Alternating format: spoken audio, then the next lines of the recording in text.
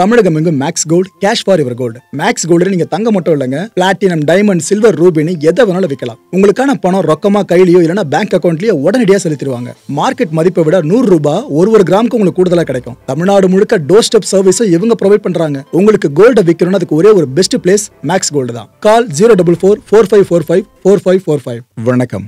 Big topic with Karthik Mayakumar. ஒரு பெரிய கோடை போட்டு அது பதில் சின்ன கோடை போட்டான். சின்னதை மறந்துடுவோம்ல, பெருசாக தானே பார்த்துக்கிட்டு இருப்போம். அது போல ஒரு விஷயம் இப்போ நடந்திருக்குங்க. நாம எல்லாம் ஒரு ஆப்ஜெக்ட் சார்ந்து ஃபோக்கஸ் பண்ணிட்டு இருந்தோம். ஆனால் இன்னொரு ஆப்ஜெக்ட் ஒரு வேலையை பார்த்துருக்கு. அது ரொம்ப ரொம்ப ரேரஸ்ட். அதை நம்ம கவனிக்க தவறிட்டோம். வானியல் சார்ந்து நடந்திருக்க அந்த அதிசயத்தை பற்றி தான் முழுக்க பேச போகிற நிகழ்ச்சியில் போகலாம்.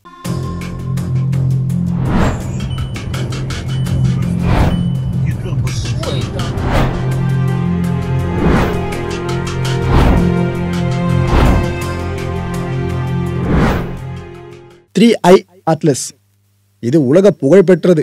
ஆக்சுவலா இத பல ஆய்வாளர்களே சொன்னது என்ன தெரியுமா? இது ஒரு ஏலியன் ஷிப்புப்பா.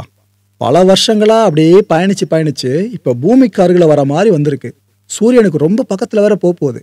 கண்டிப்பா ஒரு கிரகங்களே என்னென்ன நடக்குதுன்னு ஏலியன்ஸ் பாக்குறதுக்காக தான் இந்த ஷிப்பு மூலமா வந்துகிட்டு இருக்கிறதா நிறைய ஆய்வாளர்களே கிளைம் பண்ணாங்க. சும்மா போற வர்றவங்க கான்ஸ்பிரசி தேடி பேசுறவங்க சொன்னாங்கன்னா அடபாபா உனக்கு வேலை இல்லை அப்படின்னு கடந்து போயிடலாம். ஆனால் பெரிய ஆய்வாளர்களை கிளைம் பண்ணவே உலக மக்கள்லாம் ஆஹா ஏலியன்ஸை மீட் பண்ண போகிறோம் போல இருக்கே அப்படின்னு நினைக்க ஆரம்பிச்சிட்டாங்க. ஸோ இந்த 3i அட்லஸ் இருக்குல்ல, இது கண்டிப்பாக ஏலியன் ஷிப் தான் பல பேர் நம்பவும் ஆரம்பிச்சிட்டாங்க.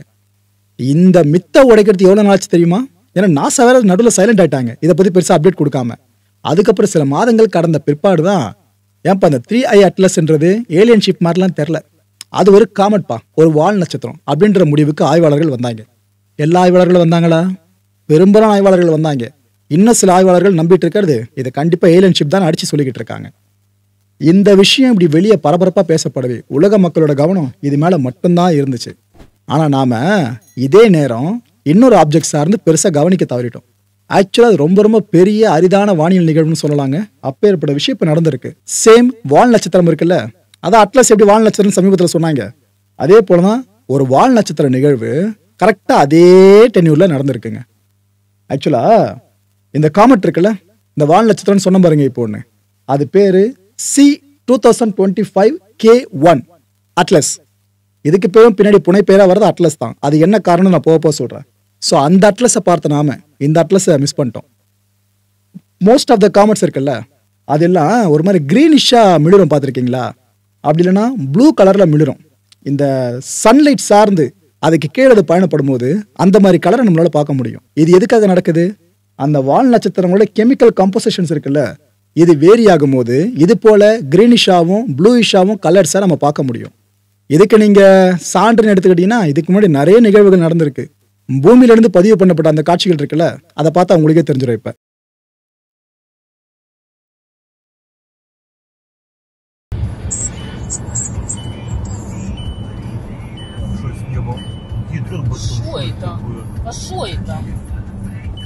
ஸோ இந்த வால் நட்சத்திரங்களோட நிறங்களை பார்த்துட்டீங்களா?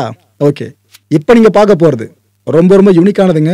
இந்த நிறங்கள்ல இருந்து வேறுபட்டதுன்னு சொல்லலாம். அதாவது நீல நிறமாவும் இல்லை, பச்சை நிறமாவும் இல்லை. அது போல யூனிக்கா ஒரு நிகழ்வு இப்போ நடந்திருக்கு. இந்த C2025K1 இருக்குல்ல, இந்த காமெட் பார்த்தீங்கன்னா தங்க நிறத்துல ஜொலிச்சிருக்குங்க. இது தெரியுதா? ஒரு மாதிரி தங்கத்தை நீங்க தூவி விட்டீங்கன்னா ஸ்பேஸ்ல எப்படி இருக்கும், அது அப்படியே ஒரு இடத்துல போய் ஆப்ஜெக்டா நிக்குதுனாக்கா இது மாதிரி தென்பட்டு இருக்கு இந்த காட்சி.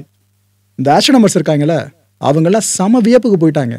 எப்படா நடக்குது இது? இது ரொம்ப ரேராச்சு. இது போல கோல்ட் டிஷ்ஷா நம்ம பார்த்துருக்க மாட்டோமே பெருசா, இது எப்படி நடக்குது அப்படின்ட்டு ஆய்வு பண்ண ஆரம்பிச்சிட்டாங்க. அந்த ஆய்வின் முடிவில் பல விஷயங்கள் உலக மக்களுக்கு சொல்லியிருக்காங்க. செம இன்ட்ரெஸ்டிங்கா இருக்கும் மக்களே. ஒன்னொன்னும் புரியாதெல்லாம் நினைக்காதீங்க, உங்களுக்கு கிளியரா எக்ஸ்பிளைன் பண்றேன். என்னன்னா, அக்டோபர் மாசம் 8ஆம் தேதி, அதான் போன மாசம், அந்த டைம்ல இந்த வால் நட்சத்திரம் இருக்குல்ல C2025K1, இது சூரியனுக்கு ரொம்ப பக்கத்துல போகும். இந்த கிராவிடேஷனல் புல் இருக்குல்ல சூரியனோடது, இதுல இது போல ஆப்ஜெக்ட் சிக்குதுன்னா செதஞ்சு சின்ன பின்னமா மாறிடும், தூள் தூளா போயிடும் அப்படின்னு தான் நம்பிட்டு இருந்தாங்களாம் இந்த ஆஸ்ட்ரோனமர்ஸ். ஆனா என்ன தெரியுமா அதுல ட்விஸ்ட்? சூரியனோட பெரிஹீலியன் பாயிண்ட் இருக்குல்ல, அதாவது இதுதான் சூரியன் அப்படின்னா இது ஒரு ஆப்ஜெக்ட் இப்படி நீள்வட்டமா சுத்துதுன்னு வைங்க. இதுல சூரியனுக்கு ரொம்ப க்ளோசஸ்ட் பாயிண்ட் எங்கெங்க வரும்? இப்ப இங்க இவ்வளவு தூரம் டிஸ்டன்ஸ் போகுதுன்னா இங்க வரும்போது கொஞ்சம் கிட்ட இருக்குமா ஷார்ட்டா இருக்குமா டிஸ்டன்ஸ், இந்த இடத்த பெரிஹீலியன் பாயிண்ட்னு சொல்லுவோம். புரிஞ்சிருச்சா? அந்த பாயிண்ட்டை இந்த காமெட் சக்சஸ்ஃபுல்லா ரீச் பண்ணிருக்கு. ஆனா சுக்குநூறா வெடிக்கவே இல்லை. எப்படா இது தாக்கு பிடிச்சது அப்படின்னு பல ஆய்வாளர்களும் அவங்களுக்குள்ளே கேட்க ஆரம்பிச்சிட்டாங்க. இந்த காமெட் இருக்கு பாத்தீங்களா, இது சூரியனோட பெரிஹீலியன் பாயிண்ட்டை ரீச் பண்ண பிற்பாடு ஒரு மாதிரி க்ளோ ஆக ஆரம்பிச்சிருக்குங்க. ஆக்சுவலா 3 கலர்ஸ்ல அது க்ளோ ஆயிருக்கு. நமக்கெல்லாம் பரிட்சயமா தெரியறது கோல்டிஷ்னு சொல்லிட்டு. ஆனா கோல்டையும் தாண்டி ரெட் கலர்லயும் அது இண்டிகேட் ஆயிருக்கு, பிரவுன் கலர்லயும் இண்டிகேட் ஆயிருக்கு. இது கூட கோல்டிஷ் நிறமும் சேருது அப்படின்னா எப்படி இருக்கும் அந்த நிறக்கலவை யோசிச்சு பாருங்க. இப்பேற்பட்ட அரிதிலும் அரிதான காட்சி தான் வானியல் சார்ந்து இப்ப நடந்திருக்கு. சரி, எதுக்காக தங்க நிறத்துல இந்த வால் நட்சத்திரம் ஜொலிச்சிருக்கு? இதுக்கான காரணம் என்ன அப்படின்னு கேட்டா, அந்த ஆஸ்ட்ரோனமர்ஸ் என்ன தெரியுமா சொல்றாங்க இதுக்கு? இந்த C2025K1 இருக்குல்ல, இதுல கார்பன் பேரிங் மாலிகுல்ஸ் இருக்கு பாருங்க, அதோட இருப்புன்றது பெருசா இல்ல, லேக் ஆயிடுச்சுன்றாங்க. இதெல்லாம் நீங்க எதுன்னு சொல்றதா இருந்தா, அதாவது இந்த carbon bearing molecules, dicarbon இருக்குல்ல அதை சொல்லலாம், அப்புறம் இந்த கார்பன் மோனாக்சைடு இருக்குல்ல அதையும் சொல்லலாம், அப்புறம் இந்த சைனைடு இருக்கு பாருங்க, நீங்க இதையும் சொல்லலாம். இந்த எல்லா மாலிகுல்ஸும் இதுல லேக் ஆகி இருக்கிறதுனால தான் இது போல கோல்டிஷ் நிறத்தை நம்ம பார்க்க முடியறதா சொல்றாங்க. இது எதுக்கு திரும்ப வழக்கமா கொடுக்குறாங்க? நிறைய விண்கற்கள் இருக்குல்ல, அதெல்லாம் கண்டிப்பா நிறைய எலிமெண்ட்ஸை உள்ள கொண்டு இருக்கலாம். இப்ப நம்ம பூமியில தங்கம்ன்றது அரிதா பாக்குறோமா, ஆனா ஒரு கிரகமே ஒட்டுமொத்தமா தங்கத்துல இருந்தா அதுக்கு வாய்ப்பு இருக்குன்றாங்க ஆய்வாளர்கள். ஒரு கிரகமே ஒட்டுமொத்தமா வைரத்துல இருந்தா அதுக்கும் வாய்ப்பு இருக்குன்றாங்க. சிறுகோள்கள்லாம் சொல்றாங்கல்ல, இந்த விண்கற்கள்லாம், அதுவும் அது போல இருக்குன்றாங்க. ஸோ இப்படி இருக்கும்போது இந்த வால் நட்சத்திரம் எதுக்காக தங்கத்திலேயே ஆனதா இருக்கக்கூடாது அப்படின்ற தேரி உள்ள வந்து நிற்குதா? இதை உடைக்க தான் அந்த சயின்டிஃபிக் எக்ஸ்பிளனேஷனை அவங்க கொடுத்துருக்காங்க. Okay, right. இது வரைக்கும் இது போல காமெட்ஸ் இருக்குல்ல, இது மாதிரி 2 மட்டும் தான் ஆய்வாளர்கள் பார்த்துருக்காங்களேவா. இவ்வளோ யூனிக்கா வித்தியாசமா இது போல வானிலை நிகழ்வு நடக்குது பார்த்தீங்கன்னா, வால் நட்சத்திரம் சார்ந்த கோல்டிஷா, இது போல 2 மட்டும் தான் பார்த்துருக்காங்க. சிமிலாரிட்டிஸ் வச்சு சொல்றாங்க. இந்த முறை கோல்டிஷா அது க்ளோ பண்ணிச்சு பார்த்தீங்களா, இதுக்கு முன்னாடி இல்லாதவே அதிகமாக இருந்திருக்கா இந்த முறை. அந்த அளவுக்கு மின்னி இருக்காங்க. அதோட வால் இருக்குல்ல, அந்த நட்சத்திரத்தோட வால், அது அப்படியே ஃபுல்லா கோல்டுல மின்ன எப்படி இருக்கும் ஒட்டுமொத்தமா, அந்த ஷேப் தென்படுதா சொல்றாங்க. இதுக்கு என்ன தெரியுமா காரணம்னு சொல்றாங்க? சோலார் விண்ட்ஸ் இருக்குல்ல, அதை கை காட்டுறாங்க. கடந்த அக்டோபர் மாசம் 29ஆம் தேதி வாக்குல இந்த சூரியனோட பெரிஹீலியன் பாயிண்ட்டை 3I அட்லஸ் அடைஞ்சுதா. நாம அதை பத்தி தெளிவா அந்த வீடியோல பேசியிருந்தோமா. அடுத்து நம்ம சில வாரங்கள் இருக்கு அதை பத்தி பேச முடியாதுன்னு சொன்னா, அதுக்கு என்ன காரணம் முன்னாடி வீடியோல எக்ஸ்பிளைன் பண்ணிட்டேன்னா, இந்த நாள்ல போயிட்டு இந்த 3I அட்லஸ் அடைஞ்சுதா அந்த பெரிஹீலியன் பாயிண்ட்டை. அப்ப நிறைய பேரும் சொன்னது, ஏப்பா ஏலியன் ஷிப்பா இருக்கலாமோன்னு அப்போ இருக்க ஆழமா நம்பிட்டு இருந்தோம். அதனால இதை மட்டும் நம்ம ஃபோக்கஸ் பண்ணிட்டு இருந்தோம். ஆனா கரெக்டா அதே அக்டோபர் மாசம் இந்த C2025K1 இருக்குல்ல, இதுவும் அந்த பெரிஹீலியன் பாயிண்ட் ரீச் பண்ணிருக்கு. இதோ இந்த படத்தை பத்தின தெளிவா புரியும் உங்களுக்கு. இங்க சூரியன் இருக்கா, இதுக்கு பெரிஹீலியன் பாயிண்டா இந்த இடத்துல 3I அட்லஸ் அமைஞ்சிருக்கா. இதுக்கு அப்படியே கொஞ்சம் தள்ளி மேல பாத்தீங்கன்னா அதோட பெரிஹீலியன் பாயிண்ட் நோக்கி வந்துட்டு இருக்கு பாருங்க, வேற எதுவும் இல்ல. அதுதான் இந்த C2025K1 சொல்லக்கூடிய அந்த காமெட். புரிஞ்சுச்சா மக்களே? ஸோ இதை நம்ம ஃபோக்கஸ் பண்ண அளவுக்கு இதை பெருசாக கவனிக்காம விட்டுட்டோம். நாம இதை மிஸ் பண்ணிட்டோம். பட் ஆய்வாளர்கள் இருக்காங்களா, அதுவும் குறிப்பா அமெரிக்காவை பேஸ் பண்ண ஆய்வாளர்கள் இருக்காங்களே, அவங்க 3I அட்லஸ் கொடுத்த இம்பார்ட்டன்ஸை அந்த காமெட்டுக்கும் கொடுத்துருக்காங்க. ஓகே, இந்த C2025K1 இருக்குல்ல, இது சார்ந்த ஆஸ்ட்ரோனமர்ஸ் என்னென்னலாம் சொன்னாங்க அதை ஃபுல்லாக உங்களுக்கு எக்ஸ்பிளைன் பண்ணிட்டு புரிஞ்சிருக்கும்னு நினைக்கிறேன். இதோட ஆரிஜின் பற்றி நான் சொல்லிடுறேங்க. இப்போ இந்த ஊர்ட் கிளவுட் இருக்குல்ல, ரொம்ப டிஸ்டன்ஸ்ல அங்கிருந்து ஆரிஜினேட் ஆனது தான் இந்த காமெட்னு சொல்றாங்க ஆய்வாளர்கள். இது ஏதோ அக்டோபர் மாசம் தான் கண்டுபிடிச்சாங்கன்னு நினைக்காதீங்க.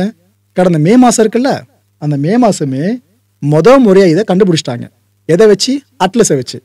அட்லஸ்னா குழம்பிடாதீங்க, asteroid terrestrial impact last alert system. இதன் மூலமா கண்டுபிடிக்கப்பட்டதுதான் இந்த காமெட். மக்களே, இந்த கான்டென்ட்டை பொறுத்த வரைக்கும் என் மனசுல ஒரே ஒரு வினாதான் இருக்கு. முடிஞ்ச அதுக்கான பதில்களை கீழே கமெண்ட் செக்ஷன்ல கமெண்டா லீவ் பண்ணுங்க. ஒரு விஷயம் எடுத்துக்கிட்டாலும் சரி, உலகம்னு எடுத்துக்கிட்டாலும் சரி, பிரபஞ்சம்னு எடுத்துக்கிட்டாலும் சரி, அறிவியல் ஆன்மீகம் 2 சேர்த்து தான் பிணைப்பா பார்த்துக்கிட்டு இருக்கோமா. அதனால கேள்வியை ஆன்மீகத்தோடு கொஞ்சம் டச் பண்ணியே கேட்டுடுறேன். பிகாஸ் நமக்கு இங்க தொன்று தொட்டு ஒரு பெரிய நம்பிக்கையே இருக்கு.